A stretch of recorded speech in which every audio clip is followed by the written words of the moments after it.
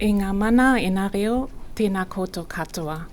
Tēnei te mihi nui ki a koutou, e ngā rangatira, e ngā kai whakahaere o tēnei kaupapa, i te whānau o Waiparaira, i tō koutou manaakitanga te take. Tēnei te mihi anō e te rangatira, matua Albi, tēnei te mihi nui ki a koe. Kia noela, ngā mihi nui i tō manaakitanga, tētahi anō e te rangatira, e hoa mahi e te kani, tēnei te mihi kia koe i tō whakahe. Kia koutou mā, e ngā kai mā taki, kua taima e tēnei ata a tāhua, tēnei te mihi nui kia koutou.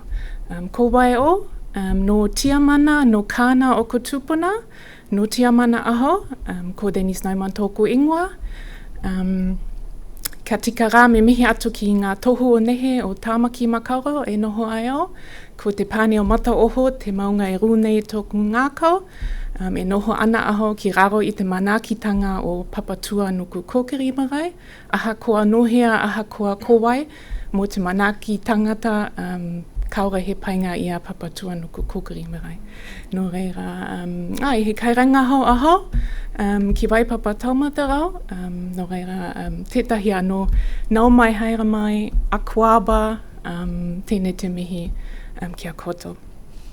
Morena koutou, warm welcome. I'm very pleased to be here and very grateful to have been invited to this awesome kaupapa. Thank you so much. I'm very pleased to spend this morning, this day with you here. And what I would like to do is share some findings with you and some insights from the Growing Up in New Zealand longitudinal study. And am I able to see? Oh yeah, kia ora, thank you.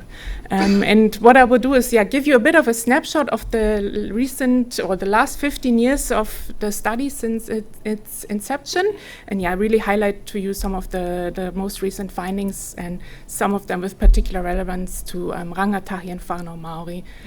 So hopefully that will give you a bit of an overview of the study, especially for those of you who might not have heard about it in that much detail.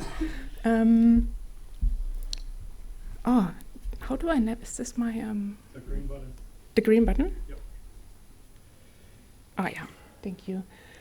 Firstly, I would like to acknowledge Taumata Rangatira, ko Sarah Jane Payne, tōna ingoa. So Sarah Jane Payne is the Research Director of the Growing Up in New Zealand study since 2021, and really want to acknowledge her incredible leadership. I was really privileged to be involved in a lot of kaupapa, and I want to acknowledge her amazing leadership and also acknowledge her the research that's been presented today and was conducted under Sarah Jane's leadership. So why a longitudinal study in Aotearoa, New Zealand? Some of you, when you hear longitudinal study, the Dunedin study might come to mind, which is still ongoing. I believe the participants are in their 60s now, roundabout. So why would we need another longitudinal study in Aotearoa? And the main reason for this was really to provide a bit more of a contemporary insight in what life looks like for young people in Aotearoa today. And it was really designed to be a study to inform policy, so really to create resources for policymakers across a lot of different sectors to really help understand child development, and researchers to really get some more deeper insights from across of different development areas. Also, it was designed to be a resource and for children in whānau and for the future generations of New Zealanders. And this longitudinal study was initiated in 2008, 2009, and it was thought to go at least for 21 years. So that was something that was told the participants at the initiation of the study. And you might wonder, why would someone sign up for this long? It's quite a commitment. We all probably have received requests to join a survey, and we're like, I don't really have time for this. So why would people commit to a commitment for this long. And here's a quote from some of the caregivers in the study, and they said, providing insight into real lived experience, giving back to the community, and helping research increase awareness and knowledge. So this is one of the motivations for the participants in our study. And so in 2008 and 2009, pregnant mums were recruited into the study, and there was no exclusion criteria. So anyone within the Auckland, Waikato, and Manukau DHBs could join the study, and through those pregnant mums, we were able to recruit 6,846 babies into the study at the start of the study. A research endeavor of this scope obviously is quite important, and it was really intended to be of value, particularly for Māori. So it was designed to have representative numbers of Māori in the study. And right from the beginning, there was a Kaitiaki group initiated, and he mihi anō ki te kani, who has been part of this ropu and helping with these early stages of the study from the beginning. And but it was really important to provide a bit of a Māori framework, Māori values to ensure that whānau in the study and their data is protected for the purpose of the study and beyond.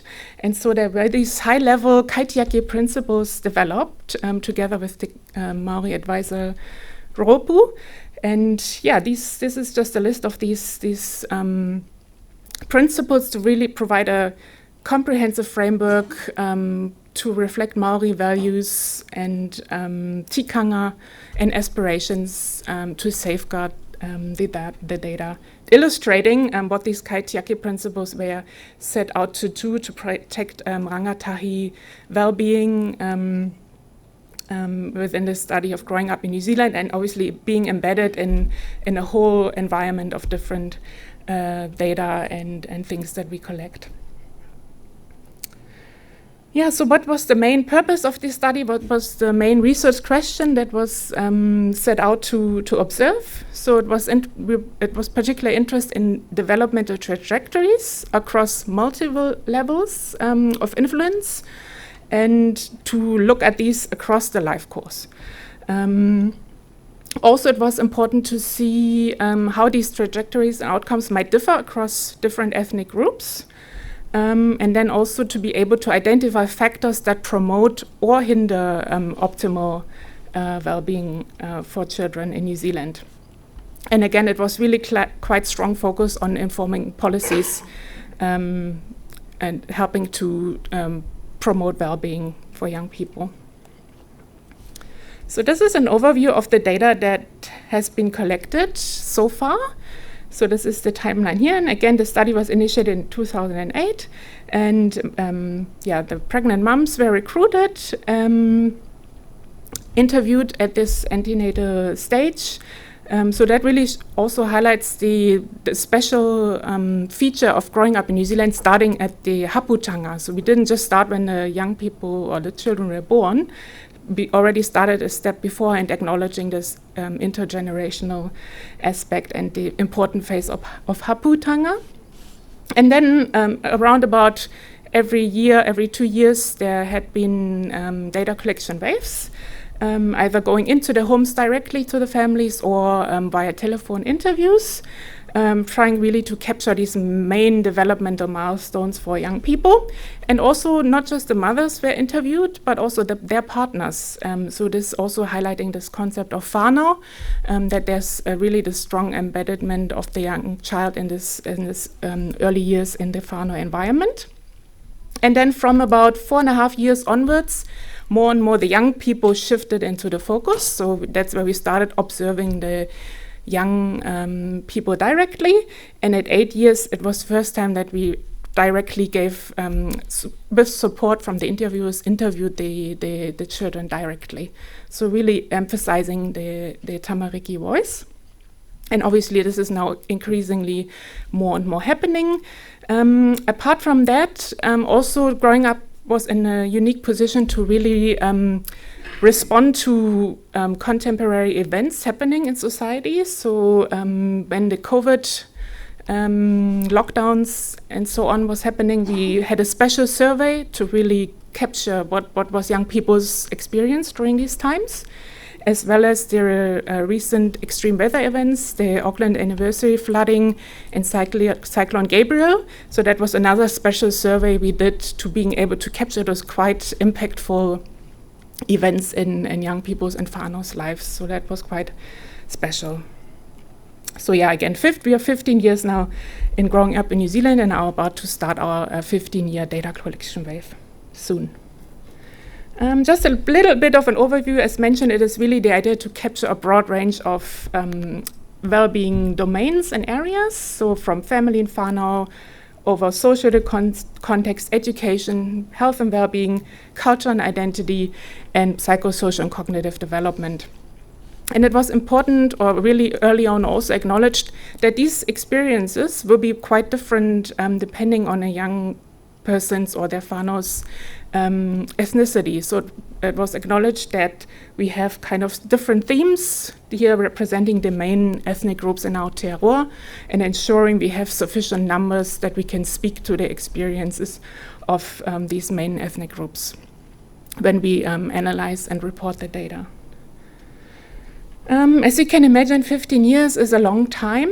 So what happens that kind of almost naturally across time there is a bit of attrition. So participants drop out of the study, something that every longitudinal study has to deal with. However, we can see some patterns. So this is a relatively recent research we've done with growing up data to see how does this look over time, and are there differences in these dropout rates across ethnic groups. And what we can see generally towards the later stages of the study, a bit of a higher dropout, especially at 12 year. To mention it again, that was during the COVID times. So it was, obviously a unique, challenging time. So not everyone was in the space to have additional capacity for a study. But we also see a bit of a ethnic, like a fan opening up, and that is that all non-European ethnic groups tend to have lower response rates, which is something the study is acutely aware of. And we are looking into some of the factors that contribute to that and trying to be responsive to that and really work towards engaging with our communities, particularly our Māori and Pacific communities, because we really want to ensure we keep our whānau in the study so we can keep providing those sufficient numbers and report on the experiences of whānau in Aotearoa. Yeah, just a little bit of an overview what happened during the 12-year data collection wave, because I will mainly report some findings from this latest big data collection wave. So as mentioned, it was kind of the COVID time, so all the interviews took place via Zoom, so we were still supporting whānau. And again, it was a lot of efforts put into the retention of Māori and Pacific whānau. So we had specific hubs for Māori and Pacific, as well as Asian participants to provide, the interviews in their languages and so on. So a lot of effort was made. And so we interviewed the mothers, the partners, the teachers, and the young people themselves. So I'm going to report some really kind of key highlights from the Now We Are 12 data collection. So first of all, who's in the study at 12? So who were our young people? As you can see, quite a bit of diversity. So we had about 22% Māori young people in the study, about 17% Pacific, 15% Asian, about 2% Mila and other ethnicities, and about 52% European participants. And 1/3 of these young people identified with multiple ethnicities. So there was quite a strong diversity in terms of identifying with more than one ethnic group. We also saw gender diversity across our young people.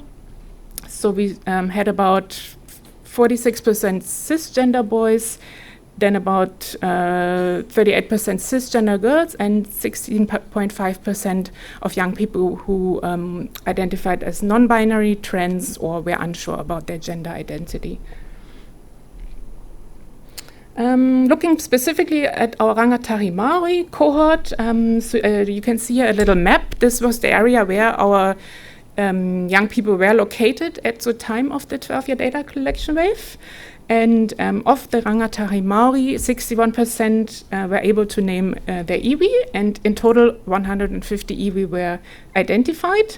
And here you can see the frequency. So most frequently we had Ngāpuhi, followed by Tainui, Ngāti Puro, Ngāti Maniapoto, Kaitahu, Tūhoi, and Ngāti Awa. We also asked young people, or through a range of questions to the caregivers and the young people, we looked at disability, and this was more a holistic approach, so really looking at functional impairment across different areas, including physical as well as cognitive impairment. And here you can see the proportion. About 9.8% of young people reported one or more functional impairment. This proportion was larger in the group of young people who identified as transgender or non-binary, about twice as much compared to cis girls and boys. And we could also see that there was a higher proportion of young people reporting one or more functional impairment in the higher deprivation areas. Regarding material hardship, we saw that 1 in 10 of the Growing Up in New Zealand cohort were living in households that reported material hardship at age 12. That could be material hardship or severe material hardship, and included not being able to afford their everyday expenses or unexpected expenses, or up to, in severe hardship, really not being able to buy fresh fruit, vegetables, and clothes and shoes. I just mentioned it was 1 in 10 we saw at 12 year. However, again, the advantage of the Growing Up in New Zealand studies that we really can look at things across the life course. And so when we actually looked, how does material hardship look at, when we look at it starting from the 9 months age, and that we could see that actually 1 in 5 of the young people experienced at least one instance of material hardship by age 12. And of these children, about 3/4 had experienced this hardship before they started school. So that again gets a bit more of a nuanced picture in terms of hardship. We can see, even though they might be doing relatively well at 12 years, at earlier stages there might have been phases where there was hardship, especially in these early developmental stages. So that's the advantage of growing up in New Zealand, being able to break things down a bit more. There has been quite a bit of discussion recently around their school lunches and their usefulness. One of the things that Growing Up in New Zealand looked at as well was around food insecurity. And we found actually that the school programs helped mitigate food insecurity for children. And 1 in 4 of the 12-year-olds received food at school, most or every day in the past year, and a further 6% received it irregularly. Now, if you look at the table, we've broken down how food secure young people were. So we had food secure, moderately food insecure, and severely food insecure. And then we mapped that against if the young people received those kaora ka'ako school lunches. And when we look at the blue circle first, we see that quite a high number of those who were moderately or severely food insecure received the school lunches, which is good. But when we look at the red circle, we also see that a high proportion of those who actually had experienced food insecurity did not receive the school lunches. So again, it shows that while there's some good coverage, there was also still more need. We also looked what happened to those those children that had experienced food insecurity at 8 years, and we found that if they had received government financial assistance, that they were less likely, or they were twice as likely to be food secure at 12 years. So that gets again to show that these quite targeted supports actually provided a benefit.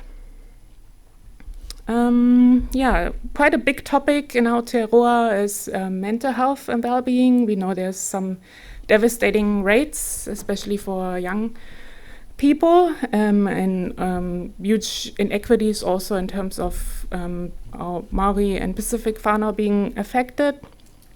And so that is always quite a big topic that Growing Up in New Zealand looks after.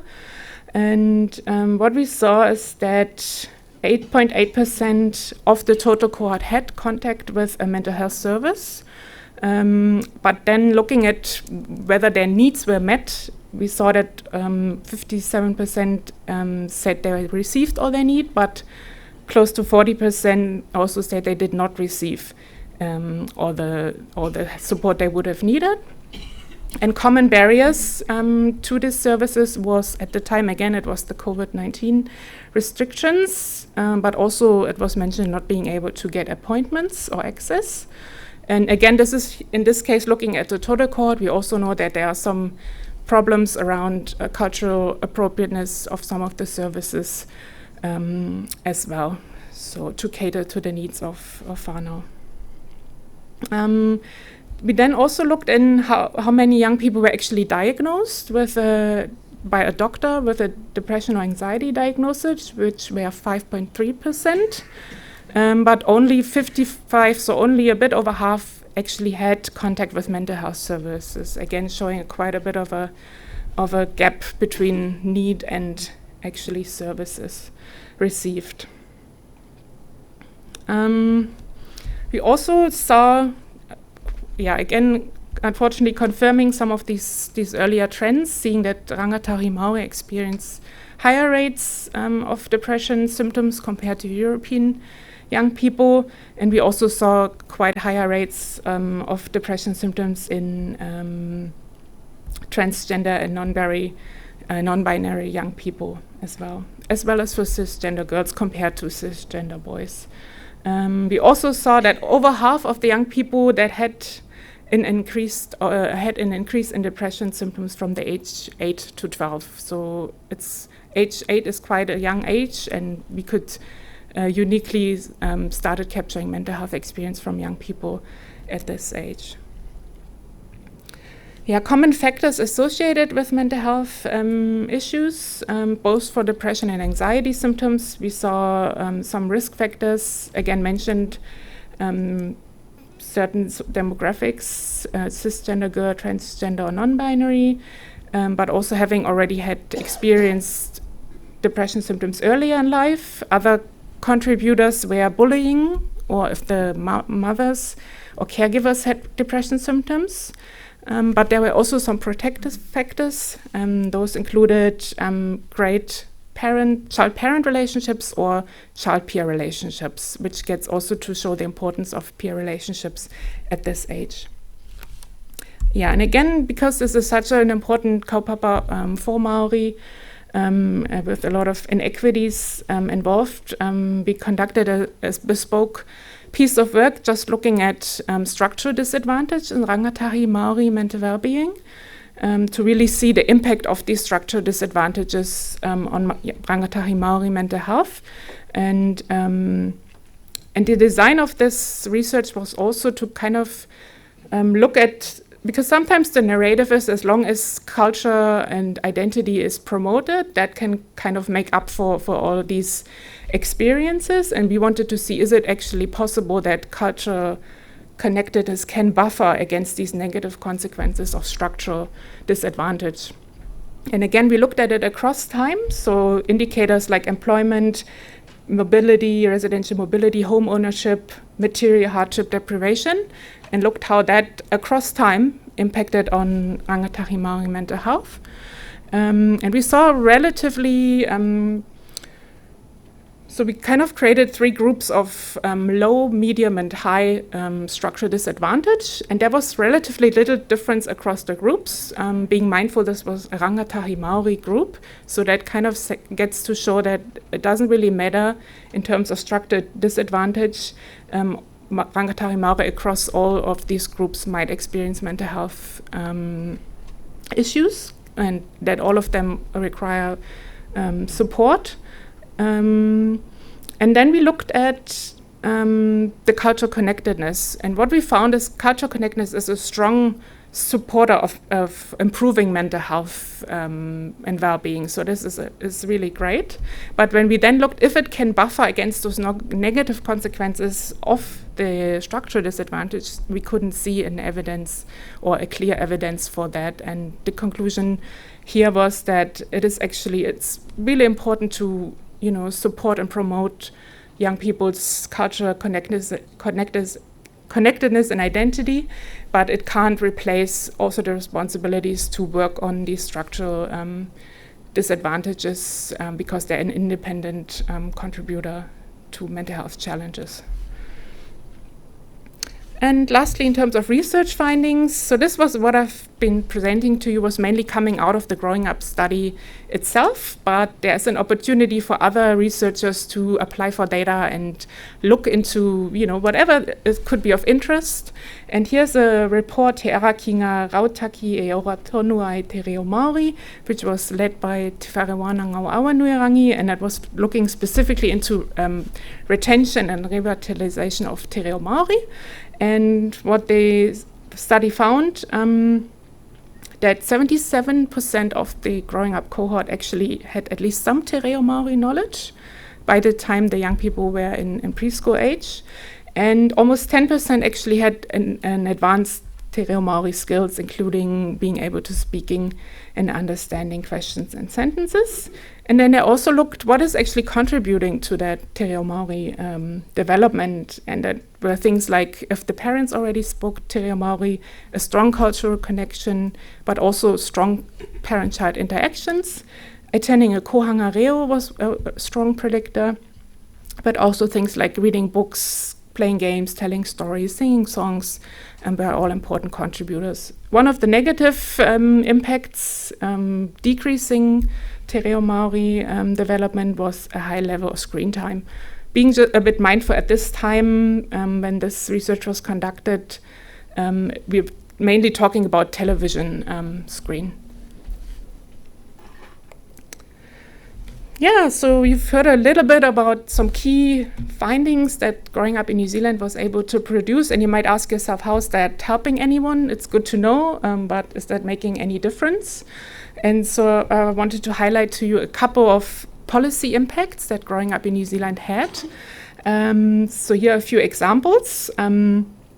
So at the antenatal data collection wave, it came out that mothers report that the amount of annual leave they have is quite much less than they would prefer to have, and as a consequence there was an increase. This research contributed that there was an increase in leave allocations.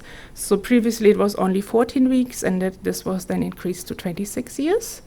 Another quite important finding that came through a lot of different research with Growing Up in New Zealand, and that showed that not taking sufficient amounts of folic acid during pregnancy led to a risk of a range of impairments, physical, cognitive, language development in the young people.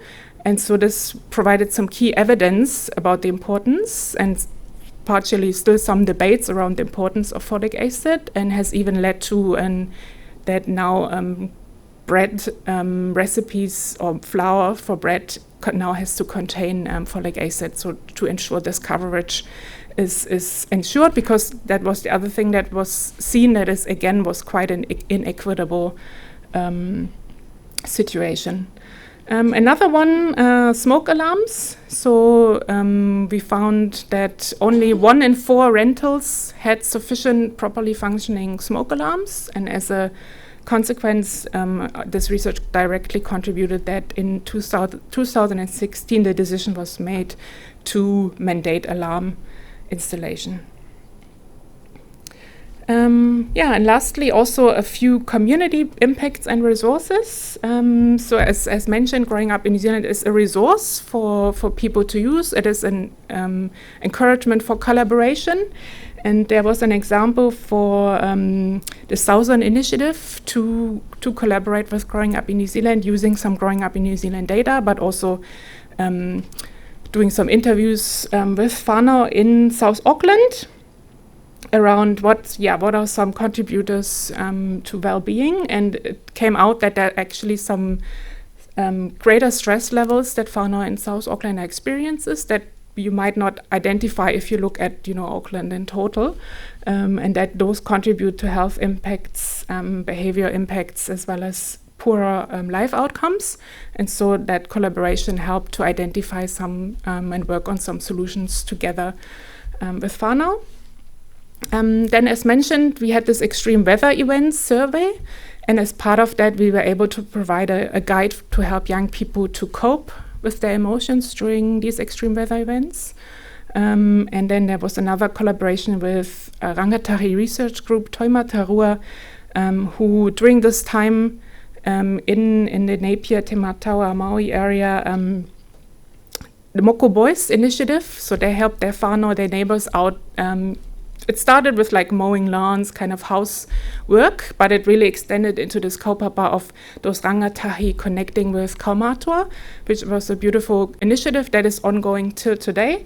And the Moko Boys, the Taumata Rau group, partnered with us and did a bit of a documentary around these incredible initiatives of the young people. So what opportunities do we have for the future? As mentioned, this is a big resource, and we're hoping to at least go to 21 years when the young people are young adults, and we have funding confirmed now for the 15-year and the 17-year data collection. Particular focus, as mentioned, is on restoring relationships with Maori and Pacific whānau, and we have about 1,200 Maori children as part of the study. So that in itself is a quite unique, large cohort with this rich information across time.